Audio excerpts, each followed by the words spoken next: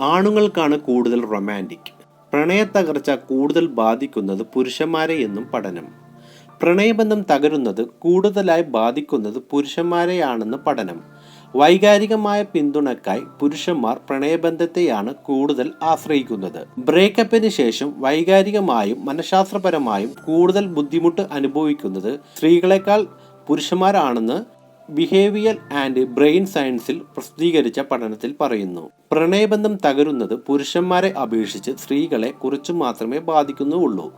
കുടുംബവും സുഹൃത്തുക്കളുമെല്ലാമായി സ്ത്രീകൾക്ക് ശക്തമായ വൈകാരിക പിന്തുണ ലഭിക്കുന്നതിനാലാണ് ഇത്. തങ്ങളുടെ വികാരങ്ങൾ കുടുംബവുമായും സുഹൃത്തുക്കളുമായും തുറന്ന് പങ്കുവെക്കുന്നതിൽ സ്ത്രീകൾ പുരുഷന്മാരെക്കാൾ മുന്നിലാണെന്നും പഠനം പറയുന്നു. അതേസമയം പുരുഷന്മാർക്ക് അത്തരം പിന്തുണ ലഭിക്കുന്നതിനുള്ള മാർഗങ്ങൾ വളരെ കുറവാണ്. പുരുഷന്മാർ ശക്തരാണെന്ന പരമ്പരാഗത സങ്കല്പത്തിലൂടെ വളർന്നു വരുന്നതും അത്തരത്തിൽ കണ്ടീഷൻ ചെയ്യപ്പെടുന്നതുമാണ് ഇതിന് കാരണം.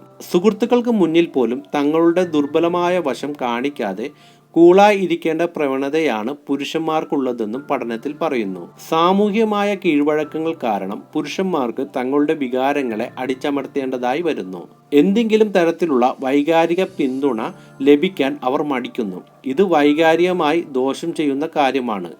ഇതിന്റെ ഫലമായി പ്രണയബന്ധം തകരുമ്പോൾ അത് ഒറ്റയ്ക്ക് കൈകാര്യം ചെയ്യേണ്ട അവസ്ഥയിലാണ് പുരുഷന്മാർ അനുഭവിക്കുന്നത്.